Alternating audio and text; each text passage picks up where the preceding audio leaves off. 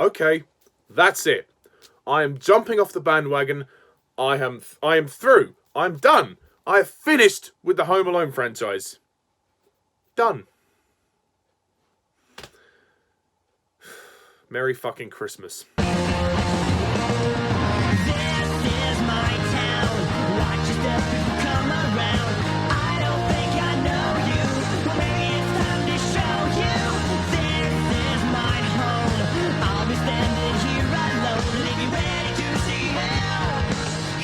Hello everyone and welcome to my review of Home Alone 3. The third film in the Home Alone film series. I actually don't know how many films there are in this franchise, but there's more than 3. There's about 4 or 5, I think. Home Alone 3, released in 1997, the year I was born, and directed by Raja Gosnell.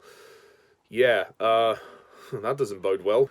The story centers around this young 8-year-old kid known as Alex, who comes into possession of a microchip, which is trying to be stolen by these 4 criminals who are working for a terrorist group.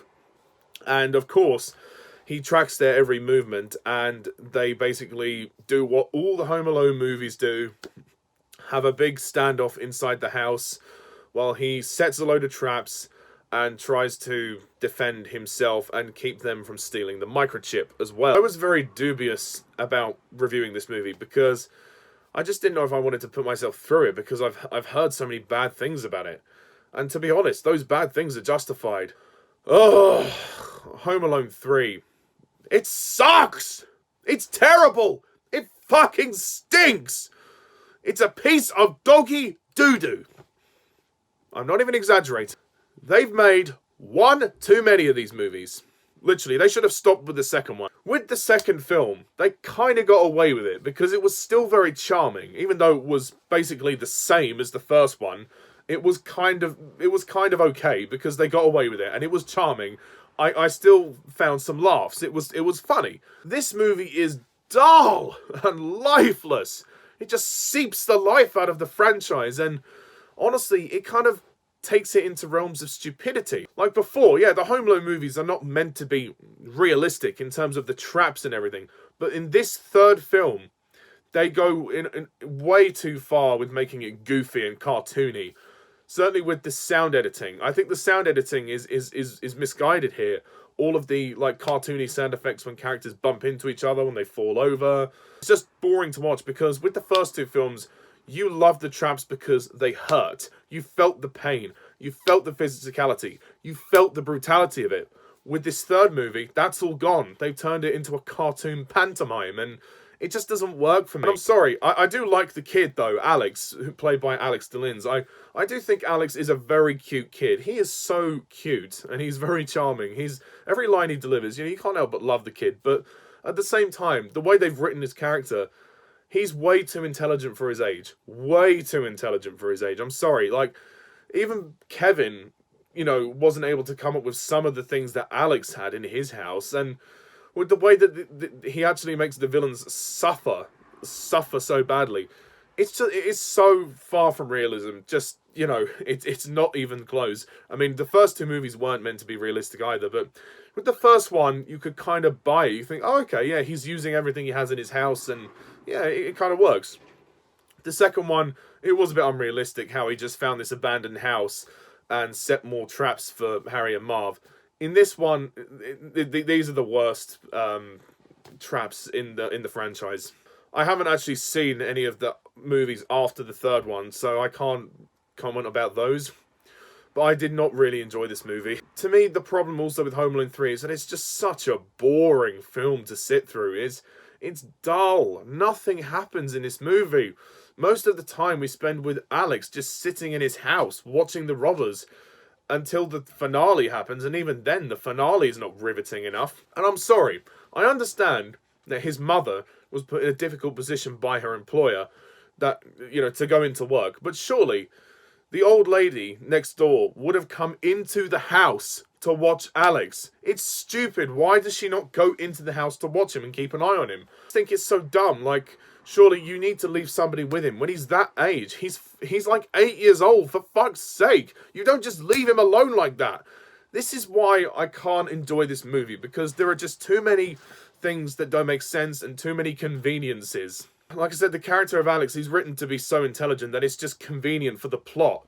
And I just, it took all the fun out of the movie for me. It really did. And I'm sorry, but I did not like Home Alone 3. I didn't like it. Also, we have Seth Smith and a very young Scarlett Johansson as Stan and Molly, who are Alex's brother and sister. They do fuck all in this movie. They haven't got anything to do. They come in and they're there to mock him at the beginning, and then they accept him by the end. Cliched. Well done. Well done.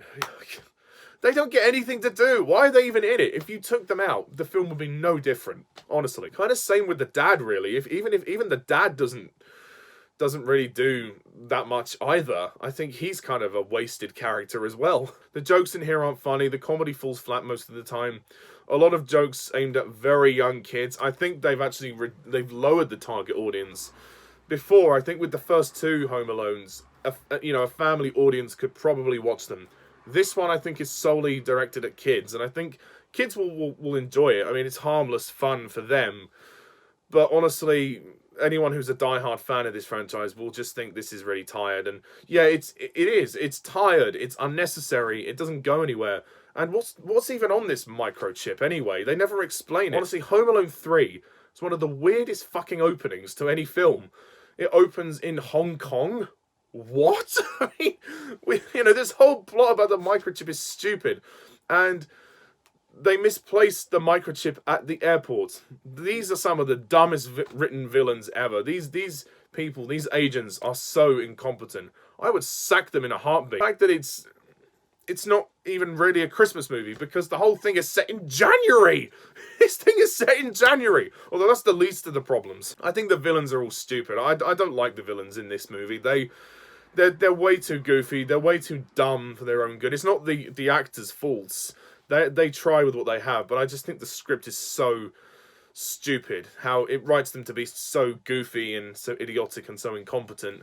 And after a while, I just got so bored of them, and I really got bored of the traps as well. Like I said, I just got bored. What can I say? The one thing that keeps this movie afloat is definitely Alex DeLinz. His performance as Alex is very charming. He's such an engaging screen presence. He's not Kevin. He's not Kevin from the first two films, but it would have been tragic to see Macaulay Culkin come back again, because I just don't think it would have worked on a story basis to have Kevin go through being Home Alone a third time. I think that would have been stretching it too far. So I understand why they had to change the protagonist. That was justified. I totally get that.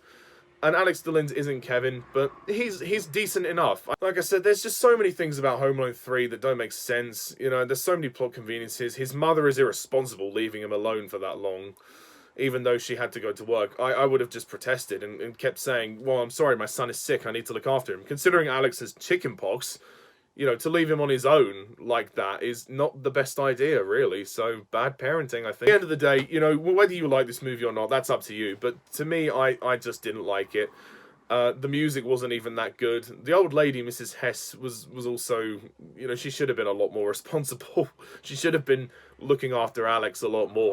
To me, this is just where the Home Alone series just completely plummets. It goes downhill into silly territory. There are a couple of decent scenes. I mean, and Alex is charming in the film, but the movie's boring. You don't need to see this movie unless you desperately want to, but I think for me, the Home Alone franchise, it's the first two movies. That's it. I think they made two films, and that was it. Yeah, this movie is a disappointment. Don't let the whole plot with the microchip fool you. It's making you think that they're doing something different, but no, it's actually just the same movie again. It's the same formula once again. 3 strikes and you're out. So yeah, I don't have much else to say. I'm going to give Home Alone 3, I have to give it a 2 out of 10.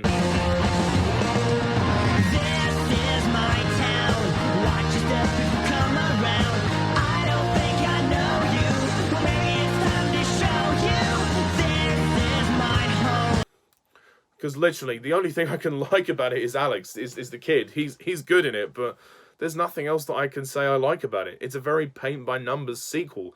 It's unnecessary. It didn't need to happen.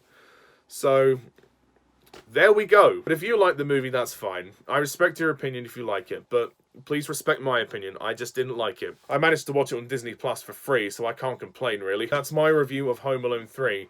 I can't promise I'll do another Christmas movie review before Christmas, as Christmas is like 4 days away at the time I'm recording this. But if not, then have a great Christmas, everybody. Much love to everybody, and thank you very much for supporting my channel this year during the COVID pandemic, which is still going on, unfortunately. What did you think of Home Alone 3? Please comment down below, let me know what you think, and stay tuned for more movie reviews. And thank you very much for watching, and as always, I'm Mr. TARDIS11. See you soon. Bye for now.